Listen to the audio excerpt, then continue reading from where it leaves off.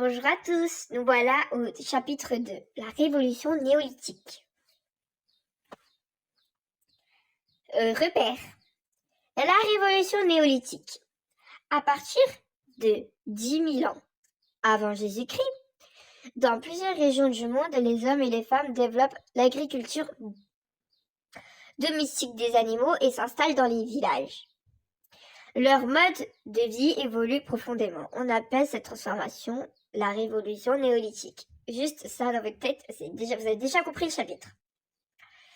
Je vous ai donné quelques notions comme l'agriculture, culture des plantes pour produire de la nourriture. La domestication, fait d'approvisionner un animal ou d'utiliser une plante. L'élevage, soin des animaux domestiques pour exploiter leur viande, leur peau ou leur force de travail. Par exemple, à l'époque, je ne sais pas s'il y avait les ânes. L'âne est un animal qui travaille, qui est beaucoup servi pour le travail. Le néolithique, âge de la pierre nouvelle, période entre 10 000 et 3300 avant Jésus-Christ, durant laquelle les êtres humains développent l'agriculture et l'élevage, puis deviennent sédentaires. Foyer de diffusion de l'agriculture et de l'élevage. Par exemple, là, je vous ai représenté dans une carte où il y a le monde. Après, je ne sais pas si vous voyez un peu ce qu'est le monde avant. Et là, nous avons par exemple au Mexique 5000, 3000 avant Jésus-Christ, courges, avocats, haricots, maïs, coton, tabac et chien. Nous avons ça de là-bas. Dans les Andes, 5000, 3000 avant Jésus-Christ, exactement pareil qu'au Mexique, nous avons du piment, pommes de terre, maïs et on a lama, alpage, cobaye d'Inde comme animaux. Au Proche-Orient, c'est-à-dire un peu vers l'Europe,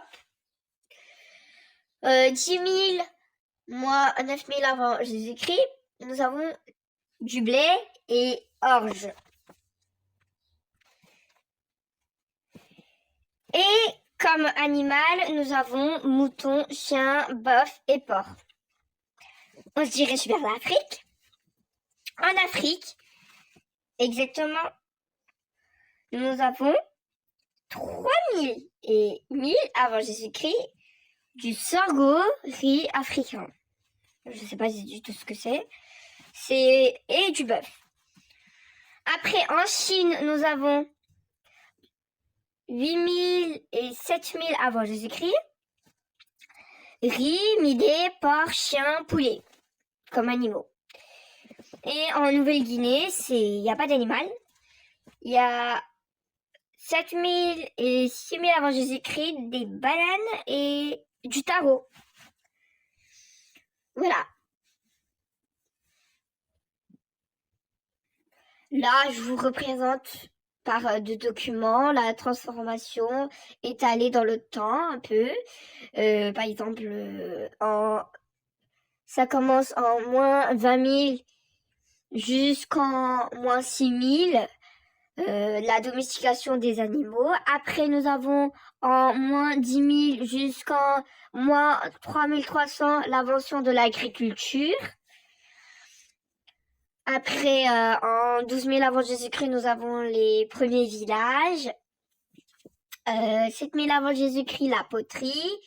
Et 4 500 avant Jésus-Christ, la métallurgie.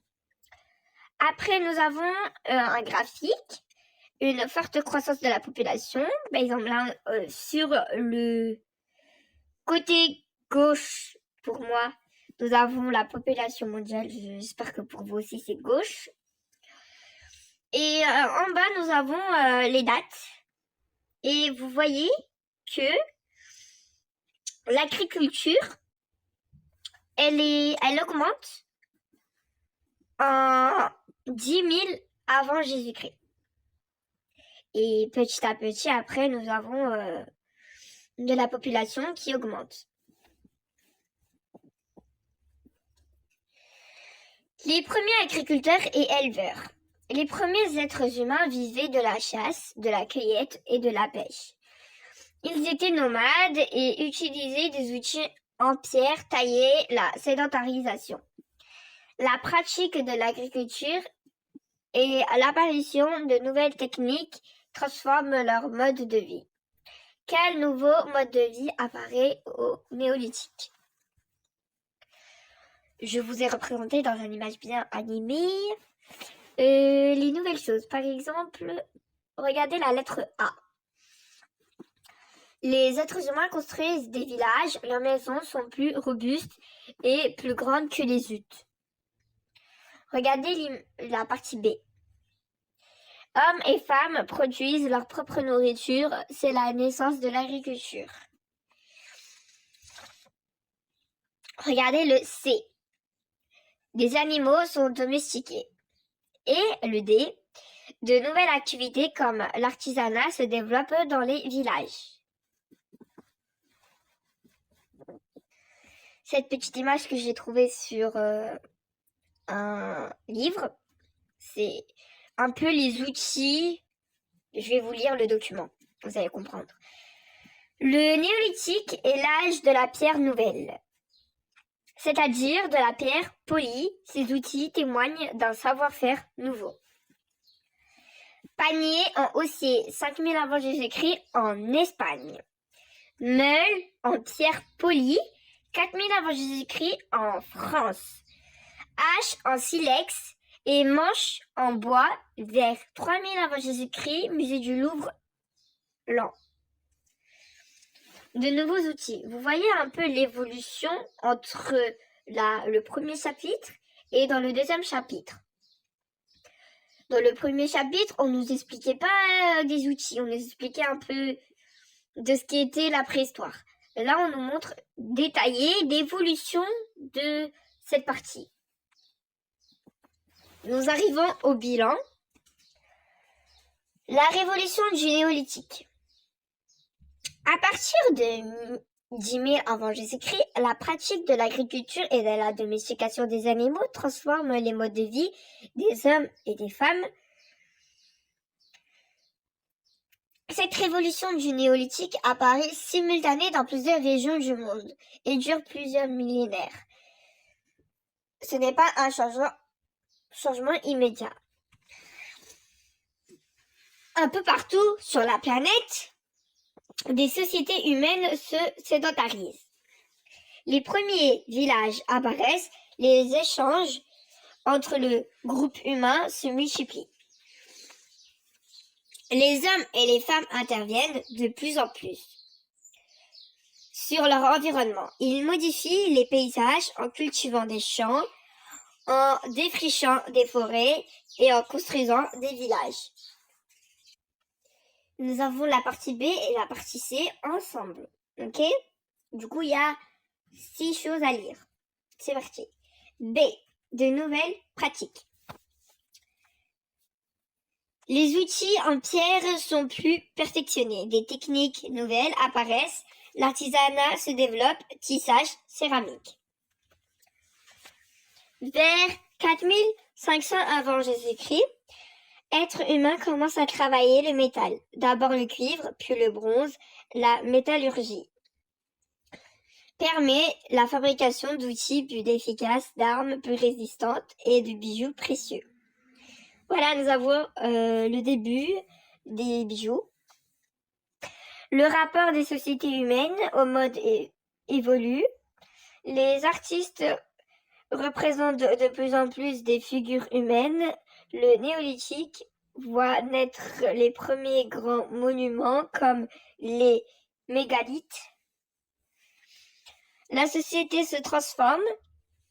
L'agriculture permet de nourrir davantage de personnes. La population mondiale passe environ 5 millions en 10 000 avant Jésus-Christ à environ 150 en l'an 1.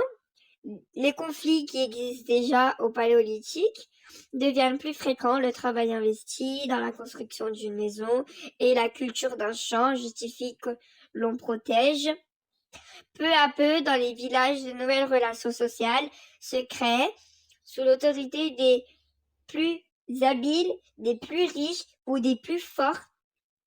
Des sociétés hiérarchisent et des inégalités apparaissent. Les inégalités, ça existe toujours. J'ai compris ce chapitre si je sais l'invention de l'agriculture, la domestication de plusieurs espèces animales, l'invention de la métallurgie, c'est ce qu'on vient de voir, ou du Védaté. Définir les mots sédentarisation et un mégalithe. Expliquer l'évolution du monde de vie des hommes et des femmes, les changements artistiques, les nouvelles pratiques. C'est tout. Si vous savez, vous connaissez le chapitre.